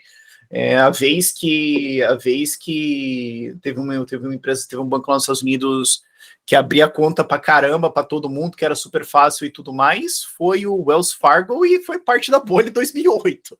Deu uma merda federal aquele negócio, que eles facilitaram demais. Aí virou taxa pra todo lado e tudo mais. Quando foi ver, tinha muito menos cliente do que dizia que tinha e despencou, né?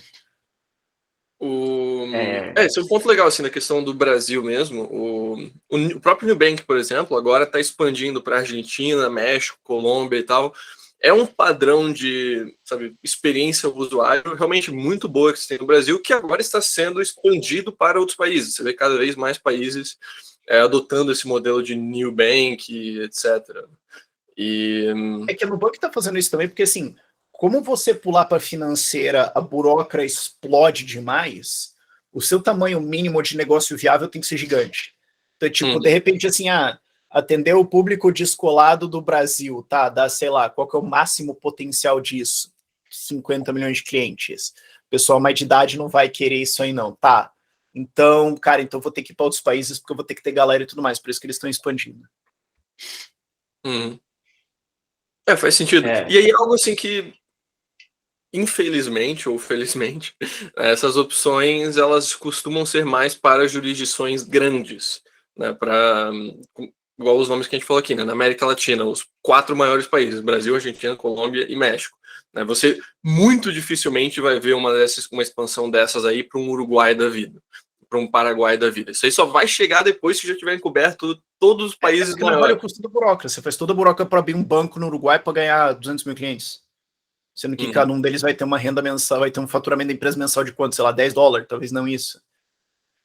Não vale muito a pena o custo. Então, por isso também tem essa simetria de Por isso que a gente estava falando, voltando àquela coisa de depósito mínimo, tipo, cara, ó, operar aqui e dar tudo isso para você é caro. Então, assim, né, existe um mínimo para fazer isso aqui funcionar. Sim.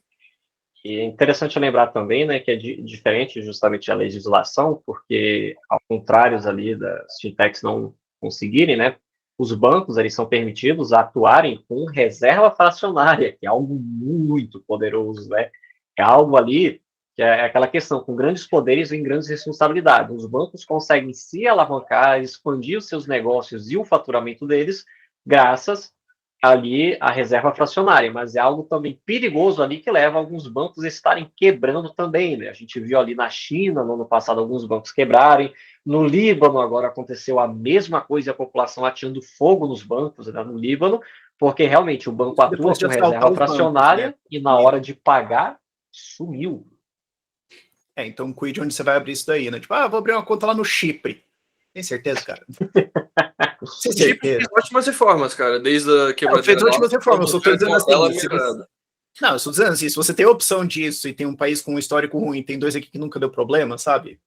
Então olhem essas coisas também, só porque o negócio tá bonitinho no papel não quer dizer que... Aqui é um lugar também que pode valer a pena você conferir esses relatórios e ratings de forma geral, né? Você tem tanto para países quanto para bancos a questão de classificações de crédito, e mesmo para bancos eles geralmente publicam assim, os coeficientes de fundos próprios, né? O quanto eles têm comparado com o quanto eles têm de empréstimos e tudo mais, né? Então, você quer o mais próximo do 1 quanto possível, né? Eles terem, o ideal seria um que tem todas as reservas, mesmo que alguém queira sacar tudo ao mesmo tempo, eles ainda consigam, né, fornecer esse dinheiro. Era o banco lá do Peter Schiff, mas deu pau que justamente esse era o problema e o governo americano foi atrás dele. Tipo, aparentemente você não está fazendo o nível de merda mínimo exigido. Agora, uma coisa aí, Francisco, os bancos que possuem coeficiente 1, geralmente eles não vão ter crédito, né, as opções. E mais uma vez reforçando, né, o brasileiro é muito acostumado com a ideia de crédito, né, do tipo, vou pegar um cartãozinho aqui, parcelar em 500 vezes ali, ou financiar carro, moto, apartamento, financiar a avó do amiguinho, né, alguma coisa assim, o pessoal faz de tudo, né, e sendo que assim, a realidade internacional é completamente outra. Quando a gente fala em questão de conta bancária e cartões internacionais, geralmente é débito, ou se for crédito, é um crédito chamado crédito pignoratício, que é um crédito baseado, lastreado no que você tem em depósito. Né? É uma maneira ali, alguns vão dizer que é quase a mesma coisa de débito, mas tem uma diferenciaçãozinha. Acho que um outro tema também assim, que o pessoal vem perguntar bastante é a questão de privacidade, anonimidade, sigilo bancário. Né? É um tema que a gente já chegou a cobrir extensamente, tanto na nossa enciclopédia de bancos offshore, quanto no blog da SET, mas eu gostaria de pontuar aqui rapidinho.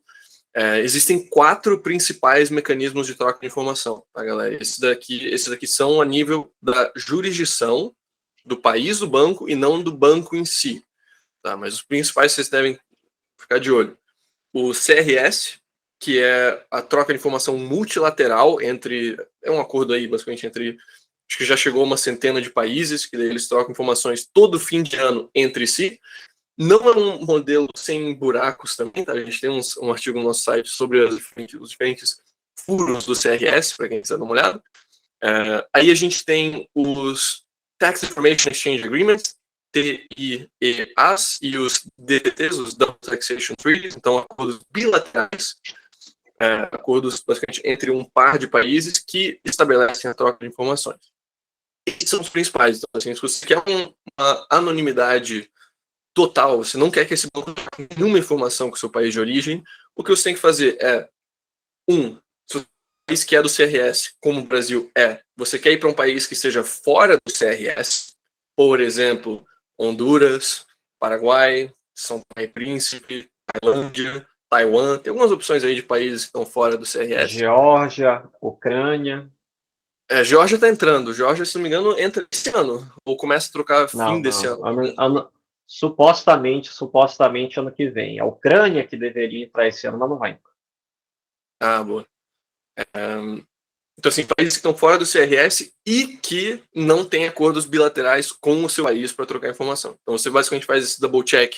Ok, não está no CRS, não tem um acordo com o Brasil especificamente, aí você não vai ter troca de informação entre as receitas federais desses países sobre quem é o dono da conta, sobre a quem pertence e qual o balanço. Então, não é difícil você fazer esse check assim, de quais jurisdições se aplicam, independente se você mora no Brasil ou não. E aí, Francisco, faltou a gente falar do FATCA, né, que é muito interessante, o famoso FATCA, né? O FATCA, ele é americano. Então, assim, observe esse pulo do gato, que é interessantíssimo, né? O tio Sam sendo tio Sam, Estados Unidos sendo Estados Unidos. Os Estados Unidos da América não é assinante do CRS ou CSR, né? Porque a sigla se inverte em inglês. Enquanto em português é o CRS, em inglês se chama CSR. Tá? É só essa diferenciação, caso vocês pesquisem e vejam que muda a ordem ali das letras, tá? Mas os Estados Unidos não faz parte dele, apesar de que os Estados Unidos empurra para que os outros países sejam signatários. O que os Estados Unidos têm é o FATCA, né, que ele é americano. E aí ele possui esse acordo com vários países, inclusive com o Brasil. E o mais interessante de tudo é que, apesar de ser um acordo ali que é assinado por vários países, ele não é igual aos termos e condições da bilateralidade. Então, por exemplo, um cidadão americano que tem a conta bancária no Brasil, em todas as hipóteses e termos, o Brasil vai reportar aos Estados Unidos os valores e transações bancárias, transações financeiras, que esse cidadão americano fizer, tá, com o Banco do Brasil. Agora, o oposto não é verdadeiro. Existem várias condições que um cidadão brasileiro ou uma empresa, tá, de um cidadão brasileiro que tenha conta bancária nos Estados Unidos, que essas informações não serão reportadas ao Brasil. Por quê? Porque os Estados Unidos pode, porque tem essa brecha na lei do FATCA do lado de lá. Nesse sentido, os Estados Unidos é um dos maiores paraísos fiscais do mundo, porque eles recebem informação do mundo inteiro, mas não mandam de volta. Né? Então, você tem uma conta corporativa de uma LLC americana nos Estados Unidos, nenhum país vai receber informação dessa conta. Ponto. E os Estados Unidos, eu esqueci de mencionar, né, não assinou o CRS, justamente porque eles já têm o FATCA e para eles isso já é o suficiente. Né? E nenhum país do mundo coloca os Estados Unidos numa lista negra porque eles não fazem parte do FATCA, porque quem vai colocar os Estados Unidos numa lista negra... Ninguém vai ter coragem. Sem acesso ao mercado americano. Vai ter coragem, pois é. É interessante. A gente podia fazer um podcast no futuro sobre isso, né? Estados Unidos, o paraíso fiscal para quem não é americano. Exatamente, porque para quem é americano não é paraíso fiscal. A gente já gravou um podcast lá, inclusive com os nossos colegas contadores dos Estados Unidos, tem bastante imposto para levar em conta. Ainda mais atrativo que o Brasil em muitos sentidos, mas né, não é um paraíso fiscal livre de impostos para quem é americano. Que mais? Tinha uma outra questão que eu queria abordar. Então, tinha uma que a gente citou, que eu acho que vale a pena falar, a gente citou assim de maneira parcial, Francisco, que é a questão ali de atividades, né? Porque aqui no checklist da gente está com o blacklisting, né? E é interessante isso, que são as atividades, ou seja, existem bancos que se você abre na sua pessoa física, ou se você abre para uma pessoa jurídica de uma empresa, eles não vão aceitar ali. Se for na sua pessoa física e você mexer com determinada atividade, se você for empresário de determinado ramo, eles podem se recusar a abrir sua conta bancária. Porque, por exemplo, você é trader de cripto, cara, existem uma infinidade de bancos que só por você ser trader, né, de cripto, opções binárias, forex, não vão querer abrir conta bancária para você. E se a sua empresa, então, mexe com cripto, lida com NFT, com alguma coisa do tipo, também existem vários bancos que não vão aceitar a sua atividade. Isso se estende a outros ramos, né? Porque cripto ainda, no cenário internacional, é considerado cinza. Agora, blacklist, que são setor de entretenimento adulto, cassino, apostas online, rifas, gambling no geral, que é blacklist, aí realmente diminui mais ainda a quantidade de instituições bancárias mundo afora que aceitam esse tipo de atividade. Por mais que seja até um mito, né? No Caribe, no geral, eles não aceitam blacklist. É muito difícil que um segmento do setor black consiga abrir efetivamente conta bancária no Caribe. Você tem que ter uma relação muito forte ali com o banco e realmente uma credibilidade muito grande ali para com a sociedade e governos para conseguir abrir um setor black no Caribe. Aqui a gente tem que fazer uma diferenciação, vale lembrar, né? Só uma coisa também que é curiosa, que você está falando todas essas coisas, todo mundo está pensando, não, é lógico, parece razoável. Eu já tive conta encerrada em plataforma de pagamentos internacional, porque no texto da descrição tinha que lá, eu também faço ativismo político. Eles, opa, ativismo político, não, acabou. Encerraram e devolveram o saldo. Eu acho que os caras falaram, mano, sei lá o que é, não quero ter nada a ver. Vai que me acusam de estar financiando o golpe de Estado em sei lá que porra. Enfim. Atos antidemocráticos. Não sei. Os caras viram ali politics, uau. Então, cuidado. Aqui a gente também tem que mencionar, né, o uso do termo blacklist. A gente tem o termo blacklist para tipos de mercado, por exemplo, pornografia, apostas, questões políticas, né, isso tudo tem a ver com mercados que geralmente são, né, blacklisted, e a gente também tem as jurisdições blacklisted, que daí é a questão de, por exemplo, a lista negra de paraísos fiscais da União Europeia, ou a lista negra de paraísos fiscais da FATF. Né? Então, essas listas negras, elas são mais a ver com assim, paraísos fiscais que começam a tomar sanções por qualquer motivo que a União Europeia decida inventar, né, muitas vezes não justificado, mas aí basicamente, assim, se você tem uma empresa, ou se você é residente num desses países da lista negra, fica muito mais difícil você abrir, fica basicamente impossível, na verdade, você abrir contas na União Europeia, digamos, se você é residente num país de lista negra. Ou se você tem uma empresa num país de lista negra e quer abrir uma conta na União Europeia, esquece. Então... Vamos citar até alguns exemplos, né, Francisco? Se você é cidadão originário ou possui uma empresa em países como Irã, Iraque, Afeganistão e agora a Rússia, e você acha que vai conseguir mandar esse dinheiro fácil para locais como Estados Unidos e Europa, esqueça. Não, mas eu ficaria muito curioso se eu tivesse alguma dessas pessoas na nossa audiência aqui, tipo... Ficaria tanto surpreso. Mas não é nem questão de só cidadania, é questão de residência também. Se a pessoa, digamos, até pouco tempo, estava na lista negra da União Europeia. Você mora no Panamá. Não, mas eu estava dizendo dos países que ele falou ali, mas tem alguns que às vezes surpreende, tipo Rússia, algum pessoal de aposta, alguma coisa assim, pode ter se ferrado nessa história aí. Não mas existe algumas coisas assim que a gente não imagina, por exemplo.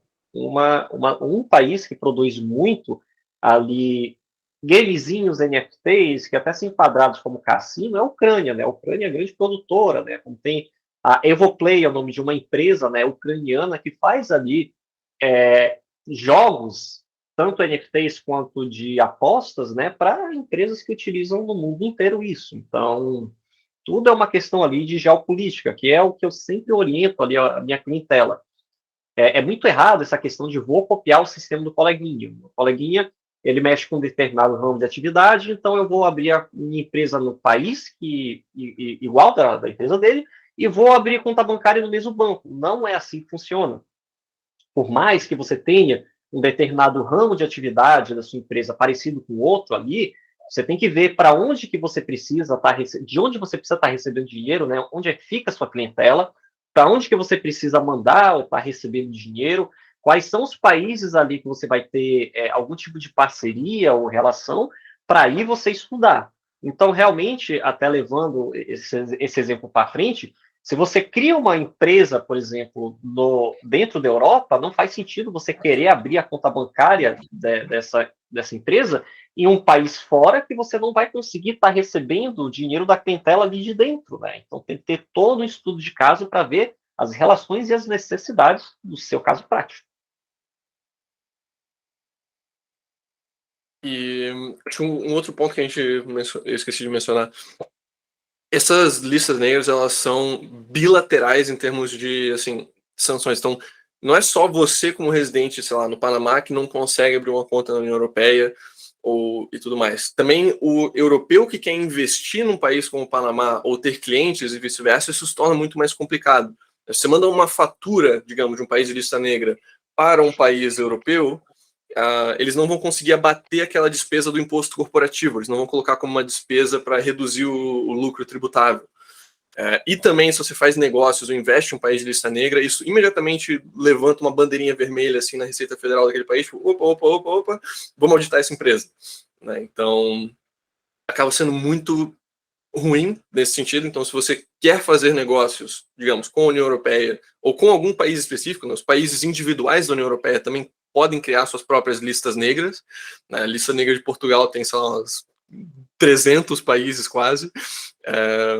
Aí você tem que ficar de olho, né, nessas listas negras para quando você for querer abrir suas contas ou pegar residência ou abrir empresa, etc., para não acabar, né, ficando no meio desse fogo cruzado de sanções.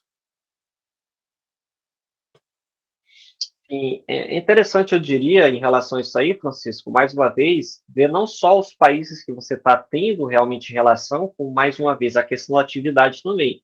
Eu cito isso de exemplo porque eu mesmo já tive uma conta bancária fechada, porque eu fui receber honorários de uma causa, né, de advocacia que eu estava fazendo, que envolvia a questão de criptoativos, ou seja, eu estava ali defendendo uma empresa de criptoativos, eu fui receber os honorários naquela conta bancária.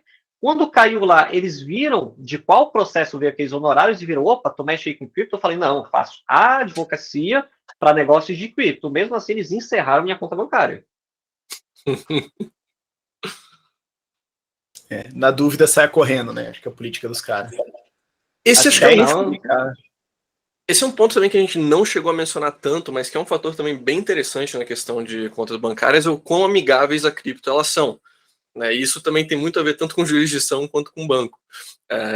Por exemplo, de um lado a gente tem, por exemplo, no Panamá, né, bancos que permitem você fazer depósito diretamente em um USDC e eles trocam para dólar. Bancos que estão começando a oferecer produtos relacionados a Bitcoin, que são assim muito abertos a Bitcoin. O Panamá, de forma geral, está se tornando uma jurisdição muito atrativa para cripto e a gente consegue ajudar a abrir conta lá. Se você tiver interesse, confira no site. Vai estar o link aqui na descrição. E do outro lado, a gente também tem opções, por exemplo, como o Uruguai, em que a gente já teve, assim, isso é diretamente da boca de um cliente. Esse cliente ele tinha sua renda vinda primariamente em Bitcoin e ele foi tentar abrir uma conta bancária no Uruguai presencialmente, morando lá como residente. E ele falou que, assim, eles olharam para mim como se eu fosse um traficante de drogas. Sabe, tipo, eu cheguei lá falando, não, minha renda vem aqui de Bitcoin, eu faço apostas também. Trader. Não, assim, esquece, você não vai conseguir abrir conta aqui com a gente. Assim, então teve que fazer Persona não grata. Não, tem que fazer todo um esquema assim de abrir uma LLC americana para daí esse dinheiro vir através de dividendos de uma empresa americana em dólar, para daí ser uma fonte aceita, uma fonte bonitinha para os bancos uruguaios. Né? Então é importante mencionar isso, porque o Uruguai também é visto como um país paraíso fiscal, fiscalmente interessante e tudo mais, mas alguns países são amigáveis para algumas coisas e para outras não. Nem todo país que é interessante fiscalmente pode ser amigável para cripto. Eu vou até citar uma coisa, Francisco, baseado nisso que tu falou, que é muito interessante. É a declaração da origem, da proveniência do dinheiro que você recebe. Quer dizer, existem vários países aqui na Europa que você consegue estar declarando ali para você tirar um visto de aposentadoria, por exemplo. Sim, gente. No mundo moderno existem pessoas muito mais jovens que se aposentam hoje. Tá? O regime de aposentadoria em países da União Europeia, para você conseguir o visto de aposentadoria, você pode se aposentar com questão de 30, 40 anos de idade, desde que você comprove rendas vindo de fora. Agora, esses países não vão aceitar que você seja um investidor de cripto aposentado. Se você, por exemplo, nossa, eu tenho, sei lá, 10 milhões de dólares em cripto e eu faço stake, que é uma renda passiva de cripto, né, com essas criptos e quero mostrar os rendimentos. Eles não vão aprovarem, eles não vão aceitarem. Agora, se você usa esses rendimentos de cripto para colocar numa renda passiva nos Estados Unidos e com base nisso você declara os rendimentos, aí sim eles aceitam. Né? É muito interessante isso. O tipo de renda, né? Qual é a classificação dela afeta muito a sua aceitação também pelos bancos. Muito bom. Rafa, do seu lado, alguma outra pergunta ou tópico que a gente não abordou aí na conversa? Não. Estamos bem. Minha pergunta é só de onde que a gente vai gravar o próximo podcast do Giovanni. Apostas abertas nos comentários, rendimentos apostas serão declarados em país não informado. Vamos fazer um bolão aí. Vamos fazer um bolão de qual que é o próximo país. A gente coloca Azerbaijão, Tailândia, Ilhas Maurício e, sei lá, Panamá. Acho que vai ser legal. Botar El Cara, Salvador. e o último lugar que a gente fez call, inclusive, né, porque não foi podcast, mas foi uma call, eu tava na Geórgia, Rafa. E aí nessa semana tá tendo protesto de lá, eu saí na hora certa, cara. Tô tentando entender o que tá acontecendo lá, inclusive. Isso aí tá sendo um esforço de contatos, mas tá esquisitando. Muito bom. Gostaria também de aproveitar esse momento aqui, antes da gente dar as últimas considerações para o Giovanni, mencionar que a gente tem um produto que a gente acabou de lançar em parceria com a Telecojus, que é o nosso pacote offshore. Esse pacote ele inclui tanto a nossa enciclopédia de contas offshore, que fala tanto dos aspectos para escolher uma conta, diferentes tipos de contas bancárias e também 200 contas em mais de 50 jurisdições, como também uma consulta com o pessoal da Telecojus para te apresentar e explorar as diferentes opções de contas offshore que podem fazer sentido para o seu caso. Esse pacote tem um valor de $149. Então tem a consultoria com eles, tem a nossa enciclopédia junto, e se você decidir fechar uma consultoria de internacionalização com a gente depois, esse valor também pode ser abatido do valor da consultoria completa. Então confiram lá, o link vai estar aqui embaixo na descrição. Se você está buscando abrir uma conta offshore, esse é um produto feito especialmente para você. E faço aqui a ressalva, né, para recepcionar ainda aqui nessa chamada, de que você, pessoa física, e o seu negócio vai estar sendo muito bem recepcionado para ter uma análise completa do seu caso e dos seus objetivos. Porque dentro da Telecojus a gente tem não só advogados, mas outros profissionais como contadores, tá? E economistas, e toda a nossa equipe de profissionais de diferentes áreas é especializada em criptoativos. Então, seja você um empresário que mexe com o ramo de apostas, de cripto, com infoprodutos, com software, seja qual for o seu negócio, sua atividade ou a sua pretensão, você vai estar sendo muito bem recepcionado, o seu negócio e o seu caso vai estar sendo analisado por profissionais da mais alta qualificação, tá, e especialização, e você vai sair dali, daquela consultoria, com uma resposta concreta e uma solução para o seu caso e para os seus objetivos. Então, independente do seu negócio, se ele é blacklisted, se é de apostas, etc., a gente sabe as diferentes opções de conta que podem se encaixar bem para o seu caso. E, Giovanni, agora eu abro aqui se você tiver alguma última consideração, algum comentário final para a nossa audiência que está escutando esse podcast. Acredito que seria isso, né? Existem muitos mitos na internet, tanto para a questão de offshores, quanto em questão de conta bancária, né?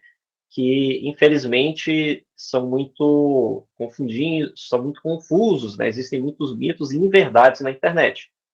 E a grande questão por trás, a grande verdade, diria eu, é que você pode sim, desde que o seu negócio não seja ilícito, tá? Desenvolver ele da maneira mais adequada possível e tá expandindo o seu negócio, internacionalizando ele da maneira correta e totalmente legal. Então, quero deixar uma ressalva até, né, dado que a gente falou muito sobre o setor de cripto e blacklist aqui no Brasil, né? Aí no Brasil, no caso, que apesar agora, recentemente, né, passou uma lei agora oficializando a questão de empresas criptos no Brasil, tem toda uma regulamentação, mas por muito tempo o Brasil não teve regulamentação cripto, assim como não tem até hoje para cassinos online, para game, né, e outros negócios do setor black. Está vindo então, isso. A lei já está aprovada, a regulamentação deve sair nos próximos meses aí. Está vindo, mas por enquanto está uma bagunça mesmo. Tá saindo. Interessante até estar gravando, então, depois até um short, até um corte sobre isso aí, Rafael. Mas, independente de qual seja ali o seu ramo, da sua atividade, existem muitos outros países e, dado que a gente falou que contas bancárias também nesses países, que vão estar recepcionando o seu negócio de maneira muito mais efetiva, oferecendo não só muito mais segurança jurídica, tá? Muito mais vantagens fiscais e tributárias e até liberdade para você estar expandindo, tá? E crescendo o seu negócio. Se você ainda não pensou, mas o real brasileiro, ou como eu gosto de chamar, né, o Bolívar do Sul, está cada vez mais se desvalorizando, né, e perdendo para a inflação. Se você coloca o seu negócio de portas abertas para estar expandindo, captando clientes, recebendo em euro e dólar, com certeza o seu negócio vai ser muito mais bem sucedido e com um futuro muito mais próximo e promissor. Gostaria só agora também deixar aberto aqui, Giovanni, para quem quiser saber mais sobre a Telecojus ou quem quiser te seguir para mais dicas sobre internacionalização e stories sobre Geórgia, Itália, etc., onde que eles podem te encontrar? Pessoal, hoje o meu Instagram é Giovanni Telli. Tem o Instagram também da Telecojus, tá? Que está em desenvolvimento, ali está no início, o pessoal do marketing está expandindo. E a gente tem o site da telecojus.com, onde você vai achar tudo ali, a nossa grade de serviços, nossos profissionais totalmente listados ali. E você já pode até agendar ali uma reunião, né, uma consultoria pelo nosso site. Sendo que eu já adianto, vai sair muito mais barato com a nossa parceria com a CETI. Então, indo através do site da CETI, pelo pacote da introdutória da consultoria, você consegue os dois. Você consegue a lista, tá, de jurisdições bancárias através do e-book deles e a nossa consultoria inclusa no pacote da introdutória offshore. Perfeito. Só rapidinho, assim, para quem está escutando, não está pelo YouTube, Tele é com 2 L's, para Telecojus e tudo mais. E os links vão estar todos aqui na descrição, tanto do Insta do Giovanni, quanto também do site da Telecojus. Então, se vocês quiserem mais conteúdo sobre offshores ou sobre castelos bonitos na Itália e viagem na Geórgia, confiram o link abaixo na descrição. O pacote offshore também vai estar lá. E é isso, Giovanni. Muito prazer ter você aqui de novo. E vamos ver aí onde você vai estar da próxima vez que a gente for gravar. Eu já vou deixar minhas apostas no bolão. Vamos lá, vamos lá. Valeu, abração. Tchau, tchau.